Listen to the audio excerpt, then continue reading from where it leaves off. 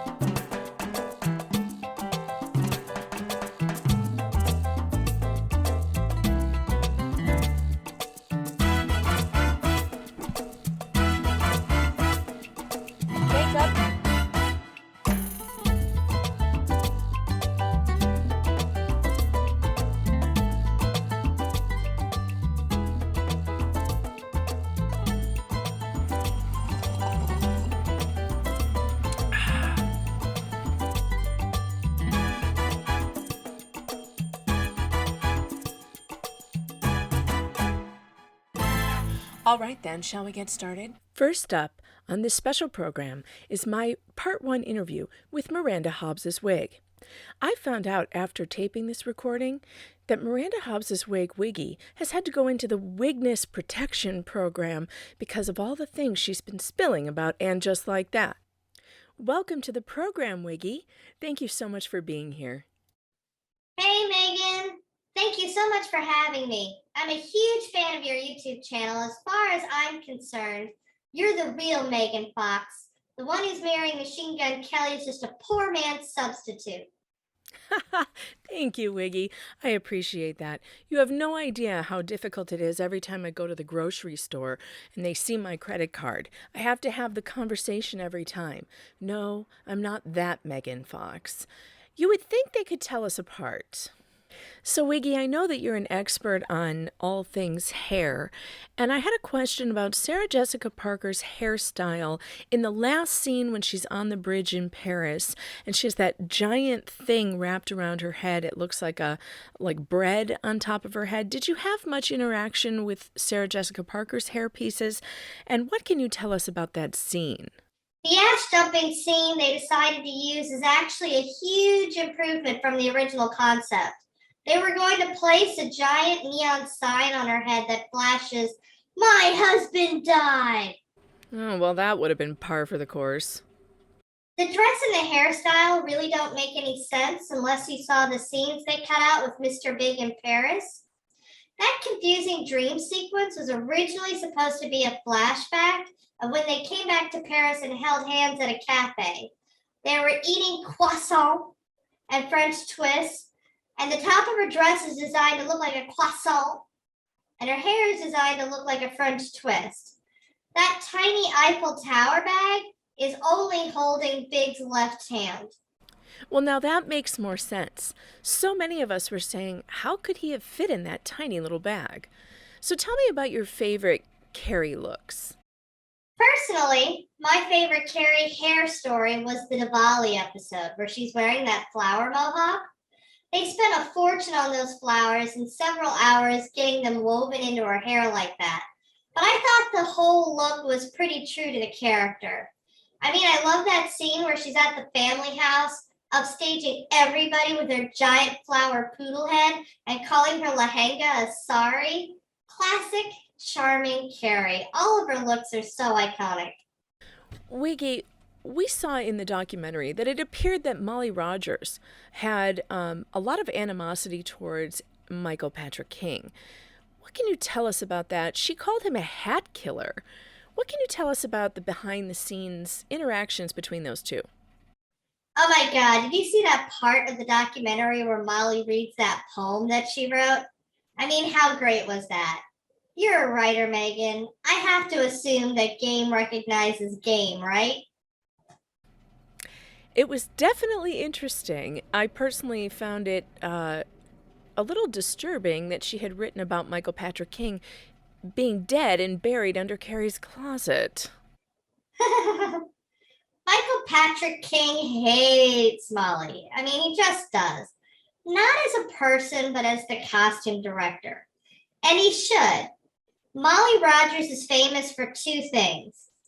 The first thing she's famous for is being the only person to ever have the talent, the vision, and the audacity to make Jennifer Lopez look dumpy. She was the costume designer for the movie Second Act, which was a total flop. The second thing she's famous for is being Patricia Field's personal assistant and close friend. She's not a clothing visionary like Patricia Field, nor has she ever been.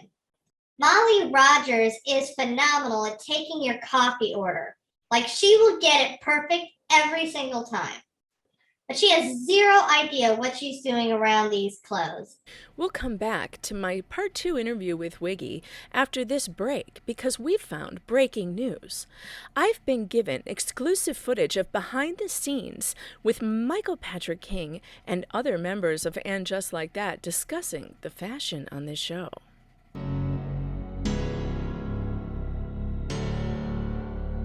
Yeah, the fashion's great. If you don't think so, you're just wrong and probably a misogynist and an evil bigot. Hi, it's Carrie here. Real Housewives Recaps was told that Megan Fox wanted me to talk about the gorgeous fashions. If you don't know what I'm talking about, well, just take a look at this outfit right here. It's one of my better ones of the series. Isn't Molly Rogers so clever? Ha ha ha ha. Hi, it's Molly. I'm responsible for all the looks on all ladies. You're welcome, everybody. I'm sorry, what's that now? You don't like the writing of the show? Well, clearly you just don't understand it. Oh, and the fashion? You hate that too? Well, again, you just don't understand it, that's all. I mean, take this look I'm wearing, for example. Everybody would like to dress like this, right? Don't believe me? This is how I dressed all the characters, and everybody loves it. I like poofy sleeves. Hey, it's Jay Diaz here. I'm pretty much the worst character ever been on TV before. What do you think of my fashion? One question for you. Do you like the Fonz? Waka waka. Hi, since it's become the Cynthia Nixon show and no longer about the character I play Miranda, but my personal life has taken over the show and I can't figure out why people hate that and why it makes no sense. I thought, you know what, my fashion should take over the show as well. How about my wig? Miranda, I'm deaf, not blind. That fashion is awful. Honey, I don't understand what's going on with this train wreck. The show is awful, the fashion is awful, it just doesn't make any sense. And they're surprised that I turned it down. I would like to thank Megan Fox for having me on, and I would invite you to check out that channel, Real Housewives Recaps, where we do a lot of silly things like this and have a lot of fun. Enjoy!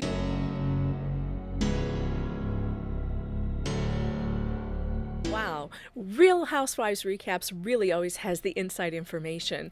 Definitely like and subscribe on that channel. You'll never be disappointed. Now, back to Wiggy, part 2. Wiggy, I heard that there was an interesting story behind the lesbian gym teacher chic tracksuit that they put Miranda in. Can you tell us about that? Oh, the tracksuit. I love that outfit. And I am so embarrassed because I totally ruined the storyline behind it. After the restaurant scene, Miranda was going to do this whole romantic gesture for Che.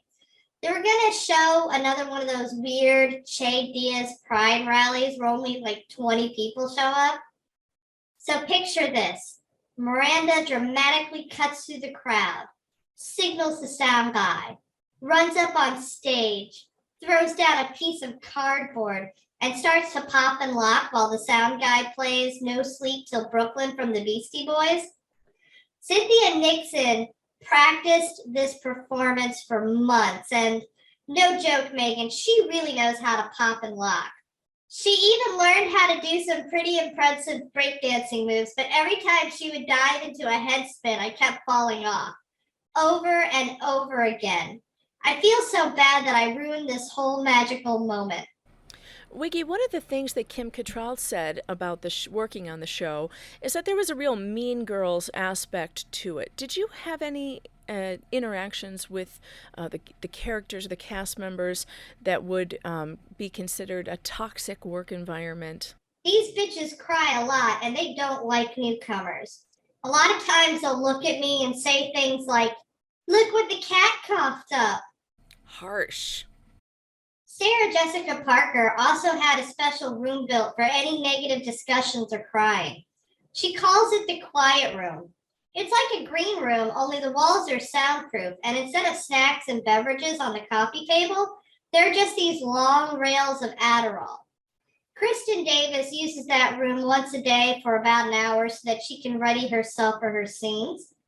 Mario Cantone would occasionally use the quiet room to shriek like a little chihuahua about the terrible scripts they would give him. Apparently, every single scene that Mario Cantone is in is completely improvised. Like, Sarah Jessica Parker was nice enough to equip that quiet room with a nice little paper shredder. So Mario Cantone was the only one talented enough to enjoy the pure satisfaction of just shredding those scripts. Wiggy, you've mentioned in other interviews that Cynthia Nixon had presented MPK with a list of woke demands and all the isms that weren't allowed in the reboot. I quote from your interview with Real Housewives Recaps. You said, Michael Patrick King was livid. He noticed that ageism wasn't on the list, so he decided to make the women look old AF. As revenge, can you tell us in detail, how did MPK carry out that threat on each character? And did any of the actresses push back when they looked in the mirror? In Cynthia Nixon's case, he forced her to have gray hair to make her look as old as possible. Specifically, he wanted her to look exactly like his grandmother. This caused a huge fight. Ms. Nixon wanted to wear her hair in dreadlocks. Apparently, one of her many Black friends assured her that dreadlocks would be cultural appreciation, not cultural appropriation. But Michael Patrick King wasn't hearing it. Eventually, after Miss Nixon took another role on The Gilded Age, they had to start using wigs. And after some drama, they finally settled on me. Originally, Michael Patrick King wanted Charlotte to yell at Miranda about betraying Steve. You know, like any normal human being would. Cynthia Nixon wanted Charlotte to yell at Miranda about how she wasn't progressive enough to handle such a, and I'm quoting here, sexy, queer, Mexican, Irish, non-binary diva comedy superstar. So after much back and forth, they settled on, "You're not progressive enough," as the final line. But Michael Patrick King made it a point of having Miranda grab her neck and complain about how old it was, and told her she couldn't just leave the picnic bench like a normal human being, but that she would have to have some difficulty and assistance like his grandmother would. That's right. I almost forgot that she left the picnic table limping and dragging her leg. She said it fell asleep. The constant reminders that they were so old. Just awful. Michael Patrick King also resented Sarah Jessica Parker quite a bit because he felt she was constantly overstepping her bounds. He was the director, but she would often take over and make key decisions, and whenever she would, he would make her look old. He would dress her in old lady clothes and pulled back buns that induced migraines. He'd make her hobble upstairs with an umbrella and have her neighbors call her ma'am. The worst of it, of course, is when he had that gorgeous plastic surgeon talk about how old and hollowed out her face is, and then showed pictures of her actual younger face. Even the mole she once had returned to her chin. It was pretty brutal to watch, but Sarah Jessica Parker never really complained. I think she felt this kind of suffering was the only thing that made Carrie likable and relatable. She thought that sympathy was necessary for her character. Otherwise, Carrie would be a pure villain. Look, it's not just me. Everybody has noticed that Kristen Davis has something wrong with her mouth. Is it affecting the way she speaks? She's yelling all of her lines, and she seems like she's having a difficult time even talking. What is the deal? Obviously, Miss Davis has had a little too much filler work done, which is stifling some of the expressions on her face, and perhaps she's overcompensating a little, but that's not the real reason for her over-the-top performances. Look, what you need to know about Kristen Davis is that she is hard effing core. She's been to so many war zones you can't even imagine. She's been in Rwanda. She's been to the Congo. She hangs out with the Rohingya. She even dated Alec Baldwin. That's how hardcore Kristen Davis is. But even she can't turn down $1 million per episode. So yeah, she has to pretend to be an idiot who doesn't know how to function around Black people when both of her kids are Black. The scripts are so stupid that she has to take all of the drugs in order to get through her scenes. So whenever she delivers the first line in any scene, it's usually overly subdued or even sarcastic. But then Michael Patrick King will be like, I need this to be bigger, and she'll take it up to a normal level. And then Mr. King will demand that she makes it even bigger. Sometimes he shoves her into the quiet room until she's amped up enough to deliver the line at the highest possible volume. We'll be back with part 3 of my interview with Wiggy after this break. Samantha Jones has something to say about the fashion in this show. She's been nice enough to send me her takes on all of it. But did we learn nothing from the time that I took the girls to Abu Dhabi? Abu Dhabi do, anyone? And now we need Carrie to double down and appropriate another culture as well? As Charlotte would say, Demi Lovato says, sorry, not sorry. And I love a bold pattern, but the minute I start dressing like a picnic table, I think it's over for me. For fuck's sake, how many times do we have to watch Charlotte insult Miranda's wig? I mean hair. This outfit Carrie insists upon wearing, she looks like little Edie slowly transitioning into the Joker. But somehow that wasn't the most insane fashion-related crime Carrie committed that day. What the Norma Desmond fuck? What in God's name is LTW wearing? Honey, no one asked for a makeup artist or a zookeeper at this event. Jumanji doesn't have a fashion week. Calm down. And moving on to the topic of Naya's husband, Andre, can he please stop guilting this poor woman into spawning his children? If you ask me, this 1940s sailor outfit is enough to drop his ass. Sir, are we painting a women's shelter or are we about to perform Anything Goes? Am I missing something? Carrie had a perfectly good, terrible breakup story. Burger's Post-it note? Anyone? But no, she had to go straight to her husband's death, which I guess is her entire identity now.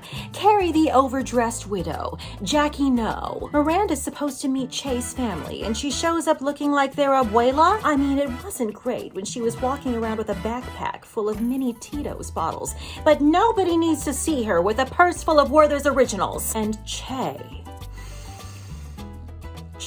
Congratulations on not being problematic and just being a plain old ordinary fuckboy. And trust me, I can spot a fuckboy a mile away, even without that mid-2000s fuckboy haircut of yours.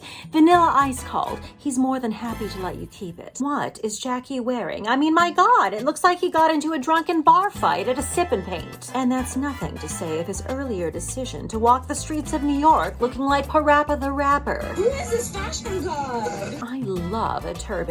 But why did LTW insist on showing up in one from the Zombie collection? And damn it, Carrie's moment on the bridge was so lovely, until I realized that those gloves made her look like Christopher Lloyd had just murdered a My Little Pony. Carrie, you look like you're about to do the dishes in a room full of Ebola, and that's to say nothing of this lunatic dress. Why did you feel like you need to do this dress as Cinderella doused in Tang? Why, indeed. Samantha Jones, thank you so much.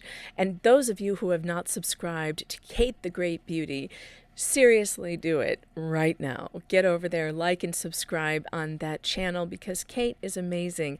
And frankly, that Samantha Jones impression has been the only thing getting me through with the rest of the community here.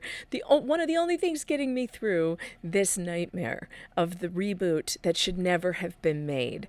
I can't tell you how much I look forward to a new Samantha Jones video. I mean, I'm just addicted, and I hope that she keeps on doing it, even after this is over. Like, just keep on telling us what you think, Sam. We need you. Now let's get back to Miranda Hobbes Wig.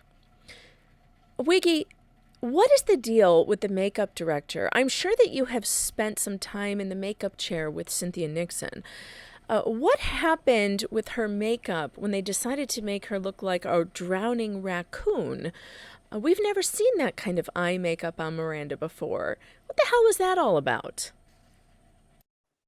Because this was going to be a season for Miranda to really grow and change, the makeup director wanted her to have more of a smoky eye look. She wanted it to be bolder than the makeup she wore throughout the Sex and the City series. This look got out of control for one scene. I don't know if you remember that scene where they had that school auction and Che told Miranda that they left her on red for 3 months because they did a ton of weed. Do you remember that? That was the second scene I ever shot. The first scene I shot was one where Miranda is DMing Che in the laundry room. That was a very quick and easy scene, and everybody was so nice and welcoming. They just unwrapped me from my plastic, gave me a couple quick shakes, threw me on Cynthia Nixon's head, and told me how nice it was to have me on board. I thought everybody was super friendly, you know? So then, before the school auction scene, they put me on Miranda's head again, and I'm feeling really good about myself, you know? I'm looking like a total smoke show. But then the makeup artist is like, dude, we have to distract from this wig. Give me that black clown makeup and I'll just rub it all over her eyelids like a raccoon so you won't notice the wig so much. Like these bitches could ever pull focus from me. And they tried really, really hard, but you can't. I steal every single scene that I am in. So then Molly Rogers dressed Miss Nixon in that vomit dress. And I should mention, Molly Rogers likes to tell weird little stories and references with her outfits. Like when Carrie goes to hear the will, she's wearing a Dorothy from the Wizard of Oz outfit and carrying a Toto basket, which is to indicate that we're not in Kansas anymore. While the dress Miranda wears during the school auction scene was a little wink and a nod to the earlier vomit scene where Carrie is blowing chunks with Professor Puke. So Molly was trying to reassure the makeup artist that the vomit dress would also draw focus away from me. But nothing can pull focus away from me. I'm a superstar.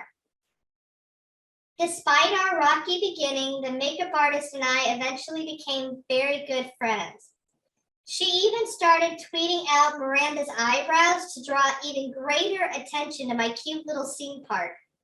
Speaking of makeup and hair, everybody wants to know what the hell happened to Curly?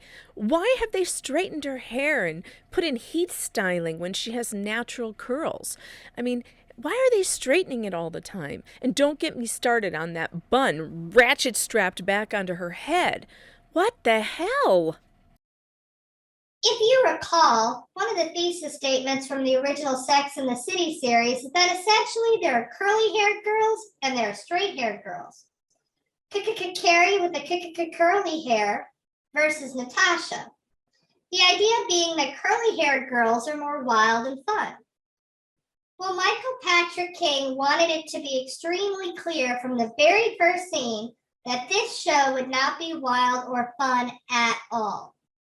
So they treated out the curls, but then they also realized they couldn't have her with perfectly straight hair either, because she had to be somewhat recognizable as Carrie and distinguishable from Natasha. So as a compromise, they gave her waves. They often throw in extensions to the bottom back to give a little bit more fullness and length, and sometimes they'll frizz it up to indicate mania.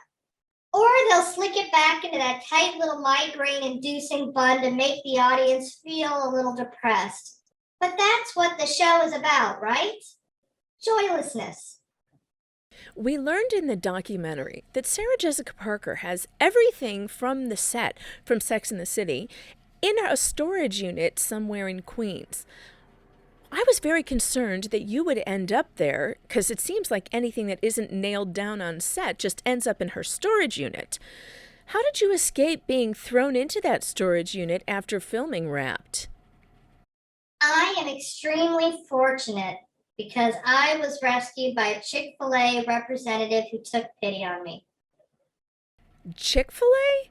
All right, this is a story I have to hear.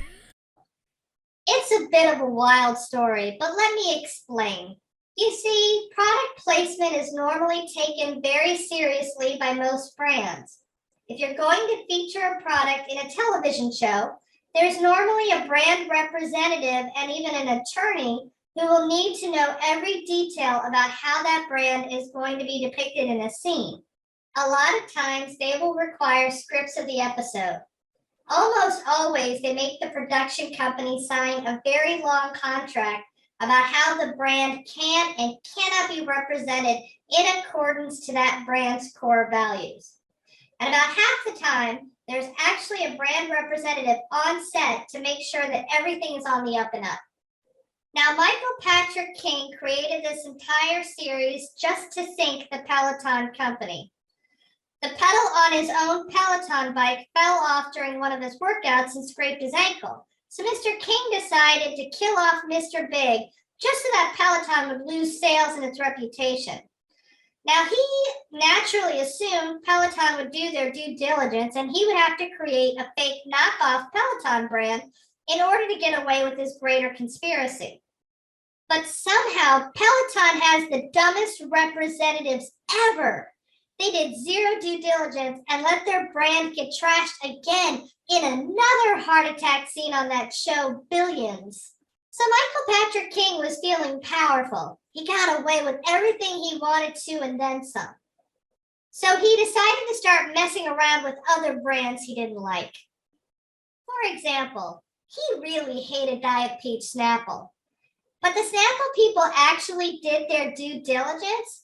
They just figured, hey, most human urine tastes just like Diet Peach Snapple anyway, so Carrie peeing into an empty bottle really doesn't impact our brand that much.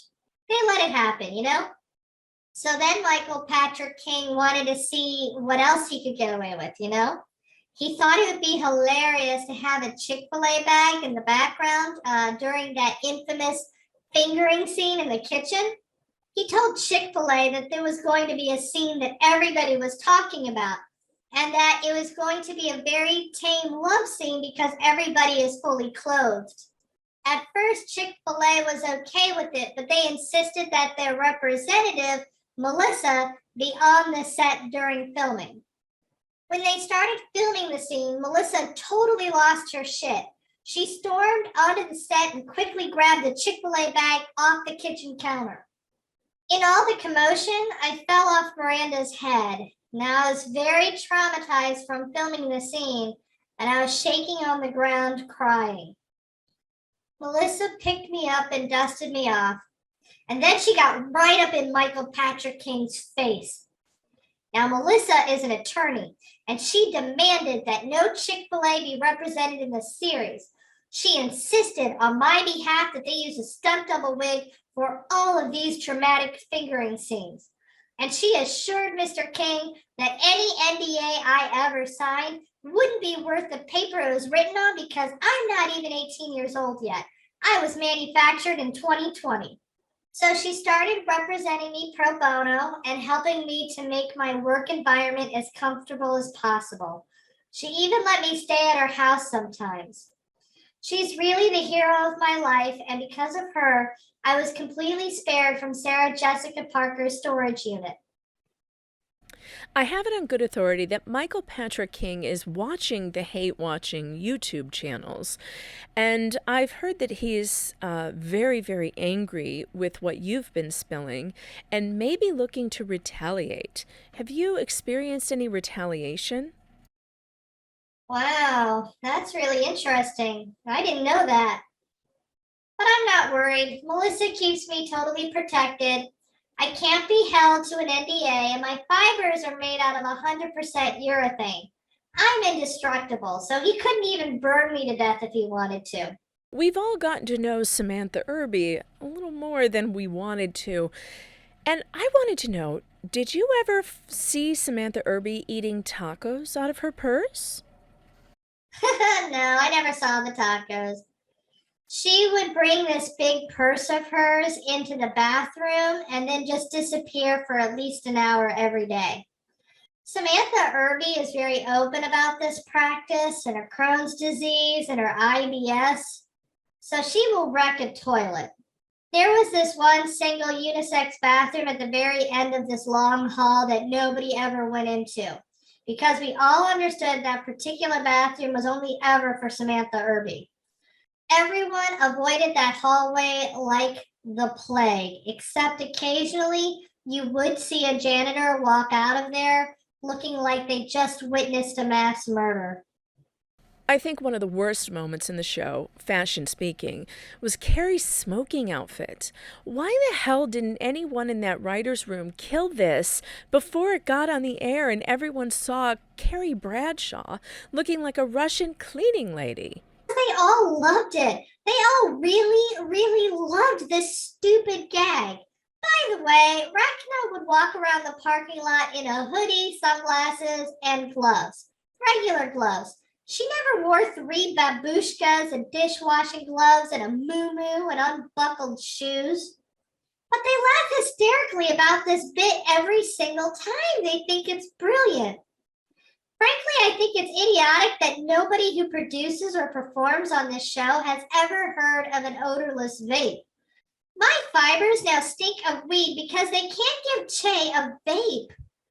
No, Che has to spark up a pipe or a joint every time they are around me. The whole thing pisses me off. How do none of these people realize that Carrie can get all the nicotine she wants without having to stink of an analog cigarette? Speaking of that awful babushka outfit, one of my audience named Lorcan Black, an Irish poet, sent me a TikTok that he made that I wanted to share with you. Chic, hip, successful jewelry designer. What are the writers doing? And what Carrie, of all people, is going to be dressed like some sort of insane babushka crazy lady from like Queens who's been homeless and has been feeding cats for the last 30 years on the streets living out of a trolley. But that's what she's dressed like. Carrie Bradshaw, is wearing that to smoke a cigarette, walking around a block in full view of the public. That's what Carrie Bradshaw's doing. And then she's surprised to run into her fashionable neighbor on the stairs of the house that she lives in. And we're just supposed to sit here and kind of go, oh, that's funny. Because it's not funny, it's fucking tragic. If that's the level that Carrie Bradshaw is at, she needs help. Like professional help, like from a psychologist. I mean, we're not talking a therapist here. We're talking a psychotherapist. We're talking a psychiatrist here. This is ambient territory. Like, what is she doing? Carrie, your tutu used to make you feel better. It ain't working anymore, girl. Yes, therapy for all. Now back to Wig. In the documentary, Sarah Jessica Parker is seen standing in front of a mirror wearing that awful Gautier onesie and exclaiming, "It's hideous! It's hideous! I have to wear it!" Was hideous what they were going for in this show? Oh, yes, absolutely. I think hideous is a pretty consistent theme throughout the series. And if you remember, Carrie was really the only one in the original Sex and the City series that ever got wild with the outfits. She was the only character that had like the really ugly, crazy, hideous outfits. Everybody else was pretty safe and true to their character. So I do dig the fact that in this reboot, everybody gets to dress ugly and not just occasionally, but like all the time. I am pretty pissed, however, that Sarah Jessica Parker took that Gautier onesie. Frankly, I thought it was much better suited for Miranda. I mean, can you imagine it? Miranda wearing that outfit with a purple jacket and me on her head looking like a total snack? It would be like a total Paula Poundstone sex fantasy, right? Please, don't remind me about Miranda's sex fantasies. Thank you so much for being here, Wig. Please remind the audience where they can find you. Thank you so much for having me. I had a total blast. Your audience can find me at Hobbes Wig on Twitter. Now that's HOBBESWIG. And you know who also follows me? Is that very hilarious Mike Harlow. Please give him my love. I think he's absolutely hysterical on your drinking game shows. I will definitely tell him. Thank you, Wig. And now, a dramatic reading of Hat Killer by Molly Rogers. Where is his body, they ask me, but I will never tell. It's under Carrie's closet until it starts to smell. It's fun at the wrap party, but no one can find MPK. I'm at the bar toasting, why couldn't he let that hat stay? I buried him with his favorite thing. I've really said my piece. I've buried him with the hat from France. I'm sure he'll rest in peace.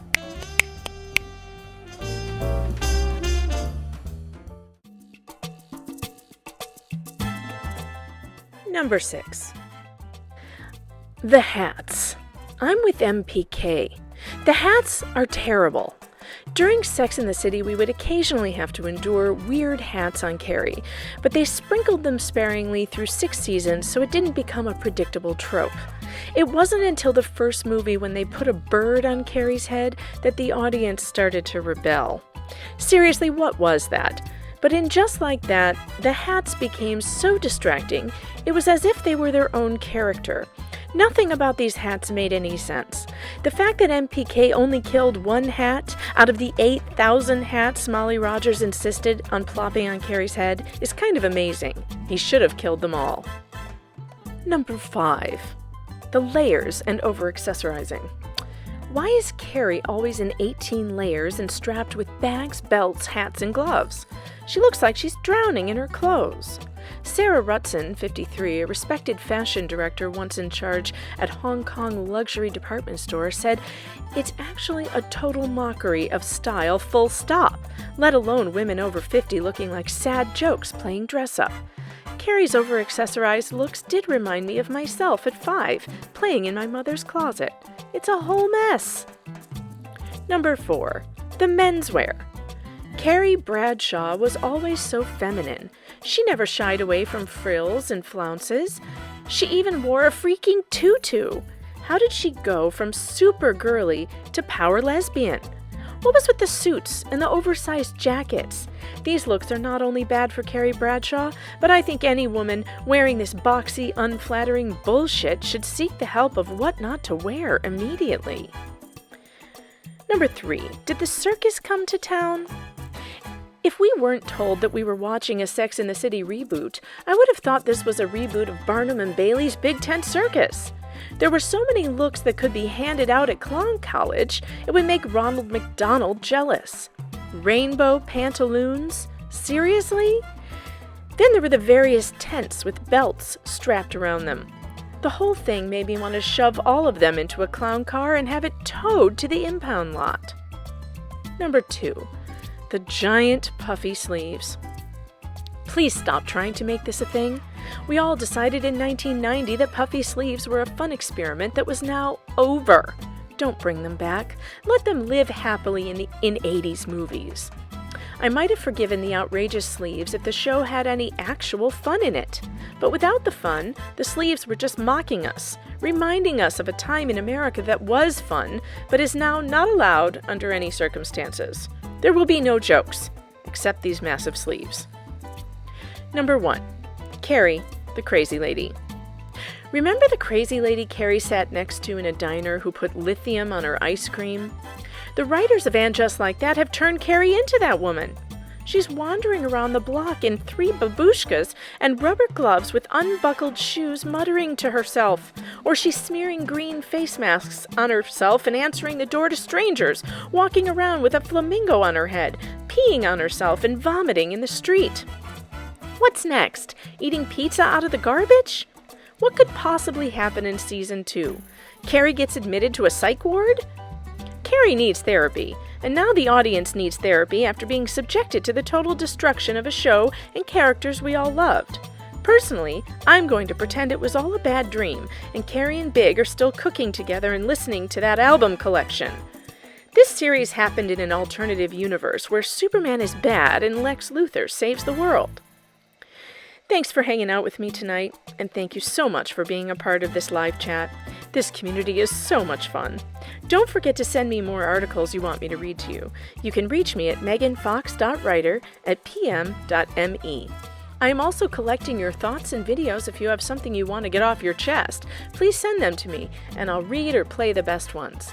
Thank you for having so much fun with me. Don't forget to like and subscribe to Real Housewives Recaps and Cate the Great Beauty, and follow @Hobbes Wig on Twitter. Thanks again, everybody, and have a great night.